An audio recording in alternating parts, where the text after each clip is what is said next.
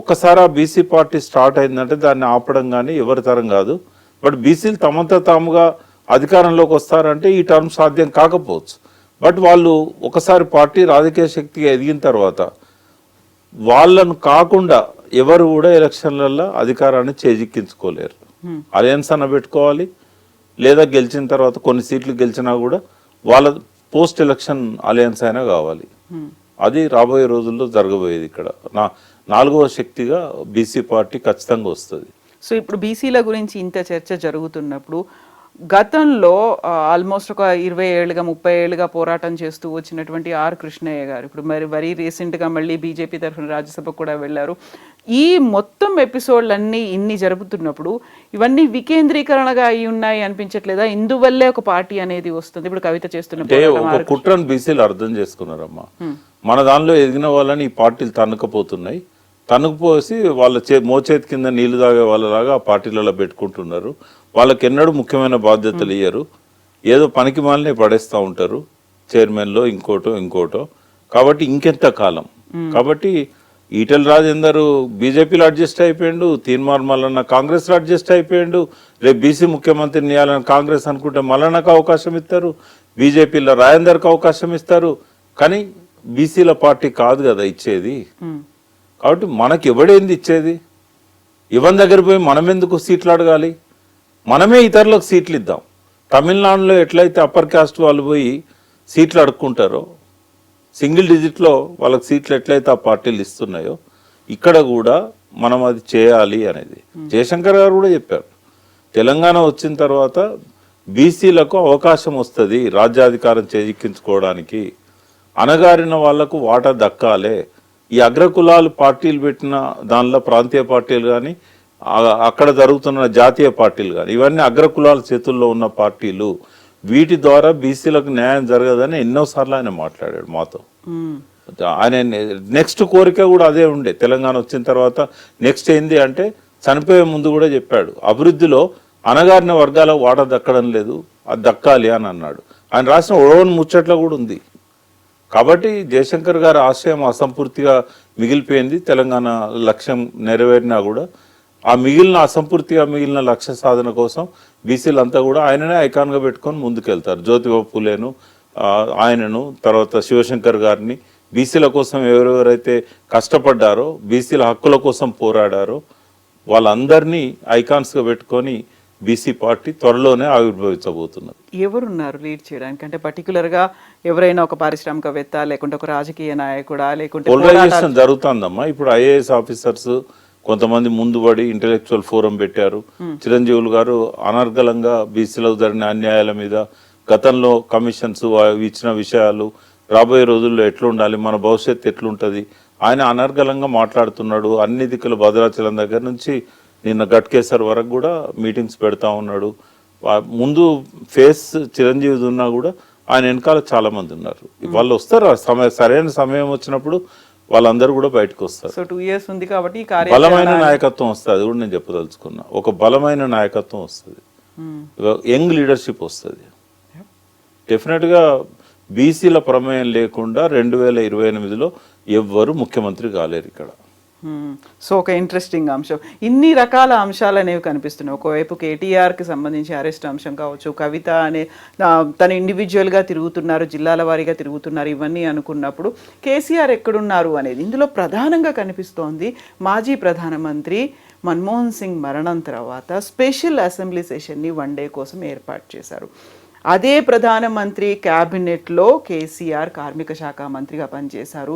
వాళ్ళిద్దరి మధ్య association bond అనేది ఉంది అని రావు సాబ్ అని పిలుస్తారు. ఇన్ని అయినప్పుడు కూడా కేసీఆర్ ఎందుకని అటెండ్ అవ్వలేకపోయారు ఆ సెషన్ని? అదే ఆయన విషయంలో అది ఒక పెద్ద పొరపాటు అని నేను అనుకుంటున్నా.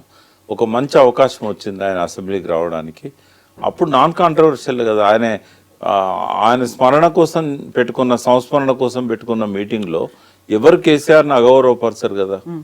బడ్జెట్ నడుస్తున్నప్పుడు ఎట్లయితే గవర్నర్ గారు ఉన్న సభలో వారు వచ్చి కాసేపు కూర్చొని వెళ్ళిపోయాడు కదా గవర్నర్. అప్పుడు బడ్జెట్ సమయం, బడ్జెట్ ప్రసంగం జరుగుతున్నప్పుడు, బట్టి గారు బడ్జెట్ ప్రసంగం చదువుతున్నప్పుడు వచ్చి కాసేపు కూర్చొని పోయారు. మొన్న మంచి అవకాశాన్ని జారవిడ్చుకున్నారు. ఎందుకంటే చాలా హుందాగా ఉండేది. అన్నిటికంటే ఎక్కువగా తెలంగాణ ఇచ్చిన ప్రైమ్ మినిస్టర్ ఆయనే. రాజ్యసభలో వెంకయ్యనాయుడు అడుగడుగున అడ్డుపడాలని ప్రయత్నం చేసినప్పుడు వెంకయ్యనాయుడు నోరు నొక్కి తెలంగాణ బిల్లు పాస్ చేయడంలో మన్మోహన్ సింగ్ కూడా ఇంపార్టెంట్ రోల్. కానీ మన్మోహన్ సింగ్ సంస్మరణ ఆయన చెప్తే చాలా అద్భుతంగా ఉండేది, ఎందుకంటే ఆయనకున్న లాంగ్ అసోసియేషన్ కానీ మన్మోహన్ సింగ్ ఇచ్చిన సహకారాన్ని కానీ ఆయన చెప్పాల్సి ఉండే. బట్ ఆ మంచి అవకాశాన్ని ఆయన పోగొట్టుకున్నాడు. కొన్నిసార్లు మళ్ళీ తిరిగి రావు అవకాశాలు. బట్ స్పీకర్ గారు స్వయంగా ఫోన్ చేసినా కూడా తను రాలేదు అని అంటే అదొక తప్పిదం. అది రెండవది ఏంటంటే ప్రజలంతా కూడా ఇంతకాలం సరే ఒక 1 year పాటు రేవంత్ రెడ్డికి టైం ఇవ్వడానికి ఇప్పుడే ఎందుకు విమర్శించాలని చెప్పి ఆయన రాలేదు అని అర్థం చేసుకున్నారు. మేము కూడా అన్నాం, విశ్లేషణ కూడా చేసినాం. ఒక 1 year అయిన తర్వాత ఆయన బయటకు వస్తాడు అని చెప్పి. సో ఇప్పుడు ఆయన మీద చాలా పదునైన విమర్శలు వస్తున్నాయి. బండి సంజయ్ గారు ఇవాళనే పేపర్లో చదివాను నేను, ఆయన ఏమన్నాడు, ఫామ్ హౌస్లో పడుకునే ప్రతిపక్ష నాయకునికి ఆ హోదా ఎందుకు అన్నాడు.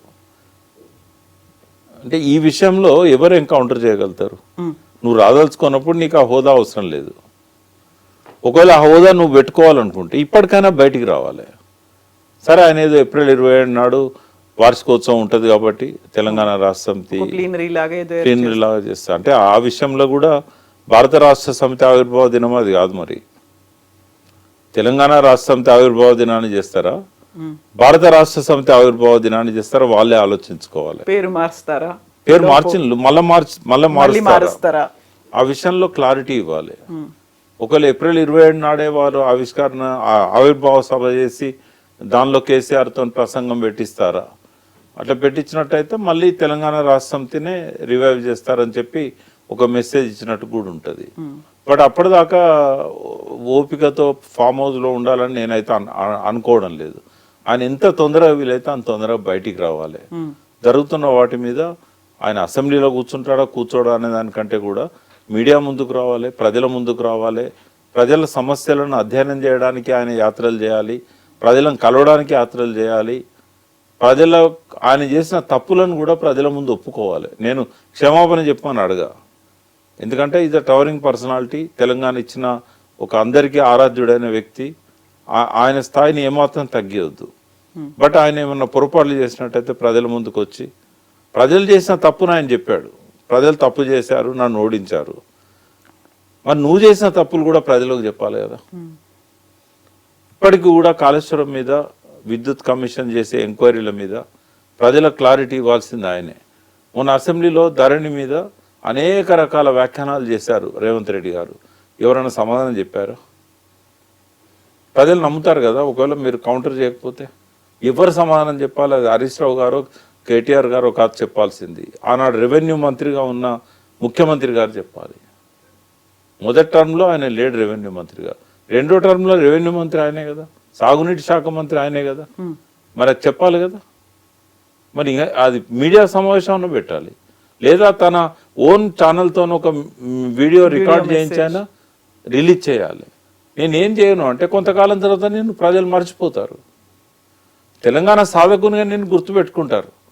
కానీ యాక్టివ్ పాలిటిక్స్లో నువ్వు లేకపోతే కనుమరుగైపోతావు కదా. పార్టీ క్యాడర్లో కూడా ఉంది అది. చాలామంది అంటే ఇదివరకు నేను సన్నిహితుని ఉన్నాను కాబట్టి చెప్పుకుంటారు, మీరన్నా చెప్పొచ్చు కదా అని. నేనేం చెప్పినా మీడియా ద్వారానే చెప్పదలుచుకున్నాను, ఎందుకంటే నాకు కూడా అక్కడ అవకాశం లేదు. ఎంట్రీ లేదా అసలు? వారు పిలిస్తే నేను పోతా అని చెప్పాను. వారు ఒకసారి రమ్మన్నారు. ఆ టైంలో ఎందుకో హరీష్ రావు గారితో కలిసి రమ్మన్నారు, ఆయన కుదరలేదు. మళ్ళీ నన్ను ఎప్పుడు వాళ్ళు పిలవలేదు. పిలిస్తే నేను మాట్లాడతాను. ఆయన ఇంకోటి ఏంటంటే ఆయనకు సలహా ఎవరు ఇవ్వాల్సిన అవసరం లేదు, ఆయన ఆలోచించగలుగుతాడు. కానీ కమ్యూనికేషన్ ప్రాబ్లం ఇక్కడ. కింద ఏం జరుగుతుందో ఆయన దాకా పోవడం లేదు. ఎవరన్నా మీడియాలో మాట్లాడితేనే కింద ఇట్లున్నది అనేది ఆయనకు తెలిసే పరిస్థితి ఉన్నది. అంటే ఆయన చుట్టూన్న వాళ్ళని మార్చుకోకుండా సక్సెస్ అవుతాడని నేనైతే అనుకోవట్లేదమ్మా. ఆయన ఫెయిల్ కావడానికి ఒక మంచి విమర్శకులు, క్రిటిక్స్ తన పక్కన ఉండాలి. ఎంత గొప్ప వ్యక్తి అయినా తను కరెక్ట్గా ముందు పోవాలనుకుంటే ఒక క్రిటిక్ ఉండాలి, బలమైన క్రిటిక్ తన పక్కన ఉండాలి. నువ్వు చేసేది తప్పేమో అని చెప్పి అనుమానం వ్యక్తం చేసే వ్యక్తి ఉండాలి. అందరు నోర్లు మూసుకొని మేము ఆయన చెప్పిందే ఎస్ బాస్ అనే విధంగా ఉన్నట్టయితే కొంతమందికి లోపల ఇక్కడ దాకున్నా కూడా బయటికి రాదు మాట. రకరకాల కారణాల వల్ల ఆ మాట గొంతు లోపలనే ఆగిపోతుంది. మరి ఆ గొంతులో నుంచి బయటికి వచ్చి చెప్పగలిగే వ్యక్తి నీకు పక్కన ఉంటే కదా నీకు ఉపయోగపడేది, ఇవన్నీ తెలిసేది. తర్వాత ఇంటెలిజెన్స్ అక్కడున్న 10 ఏళ్ళు వాళ్ళని నమ్ముకున్నాడు ఆయన. వాళ్ళు కూడా ఒక స్టేజ్లో చెప్పకుండా అయిపోయినారు. ఏమన్నా అంటే మనల్ని తిడతాడు, ఎందుకు మనకు అవసరమా అని చెప్పి. అంటే ప్రభుత్వం పోయేది కూడా వాళ్ళు చెప్పలేదు ఆయనకి. ఇంకా ఆయన ఇంటెలిజెన్స్ నమ్ముకోవాలన్నా, లేకుంటే రిటైర్డ్ అయిన ఇంటెలిజెన్స్ ఆఫీసర్లను నమ్ముకోవాలన్నా, లేకుంటే అన్నిటికీ ఎస్ అని చెప్పే తన పక్కన ఉన్న వాళ్ళని నమ్ముకోవాలన్నా. ఆయన క్యాబినెట్లో ఉన్న వాళ్ళకు కూడా ధైర్యం చాలదు ఆయనతో మాట్లాడడానికి. ఇంట్లో ఉన్న ఫ్యామిలీ మెంబర్స్ కూడా ధైర్యం చాలదు మాట్లాడడానికి. ఇప్పుడు 2025లో కేసీఆర్ విశ్వరూపం చూపిస్తారు అనే మాట కేటీఆర్ అన్నారు కొంతకాలం క్రితం, ఆల్మోస్ట్ 3-4 months బ్యాక్ అనేది. అలాంటిది ఏదైనా ఉంటుందా? లేక అంటే విశ్వరూపం అక్కర్లేదమ్మా, అంత పెద్ద మాట ఎందుకు? వచ్చి వాటి మీద కామెంట్ చేస్తే చాలు కదా. ఆయన చెప్పాల్సిన అంశాలు చాలా ఉన్నాయి, ఆయన మాత్రమే చెప్పాలి. అవినీతి ఆరోపణలు కానీ ఇవన్నిటికీ ఆయన మాత్రమే సమాధానం చెప్పాలి. ఒకనాడు దాని గురించి నేను మాట్లాడను అంటే అవతల వ్యక్తులు చెప్పేది ఎందుకు నమ్ముతారు ప్రజలు? ఇప్పుడు ధరణి నేనే అంటున్నాను, రేవంత్ రెడ్డి చెప్పిన వాటి మీద క్లారిటీ కేసీఆరే ఇవ్వాలి. ఇప్పటికి 10 రోజులు 15 రోజులు అయింది అసెంబ్లీలో ఆయన చెప్పి. ఏవో సంస్థల పేర్లు చెప్పాడు, ఏ దేశాల్లో ఉన్నాయో చెప్పాడు, ఎన్ని అవకతవకలు జరిగాయో చెప్పాడు. నేను రేవంత్ రెడ్డిని అప్రిషియేట్ చేసేది ఎక్కడ అంటే, ధరణిలో లోపాలను ధరణి అమల్లోకి వచ్చిన తర్వాత 1 సంవత్సరం లోపల రెక్టిఫై చేయాల్సిన కేసీఆర్ చేయలేదు. ఆ పని సక్సెస్ఫుల్గా చేశాడు రేవంత్ రెడ్డి. సరే, దాని అనుకున్న ఆ నెగటివ్ హిస్టరీ గురించి నేను మాట్లాడాను, నాకు తెలియదు దాని గురించి.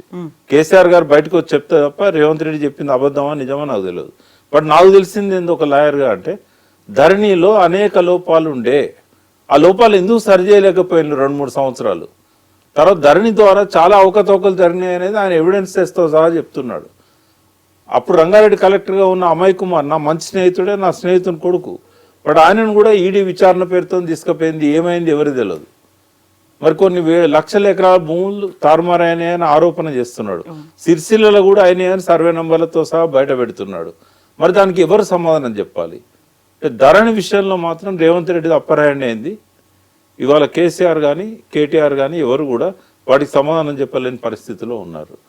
ఇట్లా కంటిన్యూ అయిందనుకోండి, రేవంత్ రెడ్డి తనకు ఇదివరకు ఉన్న నెగటివ్ని పోగొట్టుకోగలుగుతాడు, కేసీఆర్ తనకు లేని నెగటివ్ని తెచ్చుకోగలుగుతాడు. విశ్వరూపం అక్కర్లేదు, విషయాల మీద కామెంట్ చేస్తే చాలు. సరైన టైంలో స్పందించి తర్వాత అంతకుముందు మేమందరం ఎవ్వరం ఏమి ఇచ్చిన సలహాలు కూడా ఆయన స్వీకరిస్తలేడు. ఉద్యమకాలం పిలుచుకోమని చెప్పాం, మళ్ళీ 2001లో ఉన్న వాళ్ళతోని తను పిలిపించుకొని వాళ్ళ భోజనం పెట్టి కాసేపు మాట్లాడి, మిమ్మల్ని నేను పట్టించుకోలేకపోయినా ఏ కారణాలో చెప్పాలి, రీయూనియన్. కొంతమంది అన్నట్టుగా నేనేం క్షమాపణలు చెప్పమనా, నేను మిమ్మల్ని ఈ కారణం వల్ల నేను దగ్గర తీయలేకపోయినా, ఒకవేళ అది నా పొరపాటు అయితే మళ్ళీ నేను రిపీట్ చేయను. ఏం పరాయి వాళ్ళ తెలంగాణ ఉద్యమకారులు లేకుండానే ముఖ్యమంత్రి అయిందా? ఈ విషయాల మీద ఆయన క్లారిటీ ఇవ్వాలి. ఎప్పుడో ఒకసారి తప్పదు. మళ్ళీ తన పోయిన ప్రభను తిరిగి తెచ్చుకోవాలన్నా ఉద్యమకాలను ఇగ్నోర్ చేస్తే అయితే సాధ్యం కాదు. So at the same time భవిష్యత్ మీద కూడా ఫోకస్ పెట్టాలి, తెలంగాణ మీద కూడా మళ్ళీ ఒకసారి. అంటే ఆయన ఎంత పెట్టినా స్వీయ రాజకీయ శక్తిగా ఎదిగిన పార్టీ ఇవాళ చాలా వరకు దాని కీర్తి ప్రతిష్టలు పడిపోయినాయి. ఏ స్థాయికి పోయినాయి అంటే రాజకీయంగా ప్రతిపక్షంలో కూర్చోవలసిన స్థాయికి పోయినాయి. ఆ స్థానంలో ఉండేనా చేసిన పొరపాట్లను కరెక్ట్ చేసుకోగలిగితే, రిపీట్ చేయకుండా ఉంటే, అందరితో మెయిన్గా 52% ఉన్న బీసీలను ఇగ్నోర్ చేయకుండా వాళ్ళతో కలుపుకుపోగలిగితే, సరే పార్టీ వస్తే వస్తుంది, కానీ ఈ పార్టీలో ఉన్న బీసీలు అయితే నిరాదరణకు గురవుతున్న వాళ్ళనైతే తను దగ్గర తీయాలి కదా. అది చేయకుండా టీఆర్ఎస్కు మళ్ళీ పోయిన ప్రతిష్ట రావాలంటే అది జస్ట్ ఇంపాసిబుల్. వీళ్ళు ఎంత హరీష్ రావు గారు కానీ, కేటీఆర్ గారు కానీ, కవిత గారు కానీ, ఆ పార్టీ నాయకులుగా వాళ్ళు ఎన్ని రకాల ప్రయత్నాలు చేసినా బీసీలలో ఉన్న అసంతృప్తి జ్వాలలను ఆర్పడం అనేది వాళ్ళకి సాధ్యం కాదు. అలా ఎవరో ఒక ఇండివిజువల్ గా కాకుండా పార్టీ పరంగా ఒక డెసిషన్ తీసుకోవాలి, అధ్యక్షుడిగా ఒక నిర్ణయాన్ని ప్రకటించాలి. ఇప్పుడు 2 పార్టీలు గుర్తించాయి కదా, ఆయన బీసీని ముఖ్యమంత్రి చేస్తా అని. ఇప్పుడు రాజేందర్ను ఆ పార్టీ అధ్యక్షుడిగా చేయాలనే ఆలోచనలో వాళ్ళు ఉన్నారు. బీసీలు అంతా ఎక్కువ భాగం వాళ్ళతో ఉన్నారు అనేది వాళ్ళ ఫీలింగ్. అది లేదు, మేము మేము కూడా బీసీల పక్షమే అని చెప్పి కులగణనకి ఇవాళ ఏకసభ్య అది డెడికేటెడ్ కమిషన్ వేసి ఇంటింటికి సర్వే చేయించి ఆ సర్వే అనాలిసిస్ ఇప్పుడు నడుస్తూ ఉన్నది. అందులో రేవంత్ రెడ్డి ముందున్నాడు, బీజేపీ చేయని పని నేను చేస్తున్నాను అని. అయితే ప్రజలు మెయిన్గా బీసీలు ఇద్దరిని నమ్మడం లేదు. టీఆర్ఎస్ మీదనో ఇంతకుముందే నమ్మకం పోయింది. ఎందుకు అంటే దాదాపు 7-8 లక్షల అప్లికేషన్స్ వస్తే ఎవరికి లోన్లు ఇవ్వలేదు. స్కాలర్షిప్స్ కూడా ఓవర్సీస్ స్కాలర్షిప్స్ కూడా అంతంత మాత్రం ఇచ్చారు. బీసీలను వాళ్ళకి ఇస్తానని ప్రామిస్ చేసిన ఎన్నికల ప్రణాళికలో పెట్టిన బడ్జెట్ను కూడా ఏటా 5,000 కోట్లు ఇస్తామన్నారు. అంటే దాదాపు 50,000 కోట్లు బీసీలకు పెట్టాల్సి ఉండే, ఏది జరగలేదు. మరి మళ్ళీ వస్తే మాత్రం చేస్తారు అని గ్యారెంటీ ఏంది? కాబట్టి ఇటువంటి సమయంలోనే వాక్యూమ్ ఉంది కాబట్టి ఈ మూడు రాజకీయ పార్టీలను కూడా బీసీలు నమ్మడం లేదు. నేను వాళ్ళ ప్రతినిధిగా చెప్తున్నాను. సో ఆ వాక్యూమ్ ఉంది, దాన్ని ఫిల్ చేయడానికే మనమే ఒక పార్టీగా ఎదుగుదాము. ఇక ఆపలేరమ్మ ఎవరు, ఎందుకంటే ఈ మూడు ఫెయిల్ అయినాయి. ఈ మూడు ఫెయిల్ అయిన తర్వాత ఎందుకంటే బండి సంజయ్ నుంచి కిషన్ రెడ్డి గారిని ఎప్పుడైతే పార్టీ అధ్యక్షులు చేశారో బీసీలో నమ్మకం పోయింది.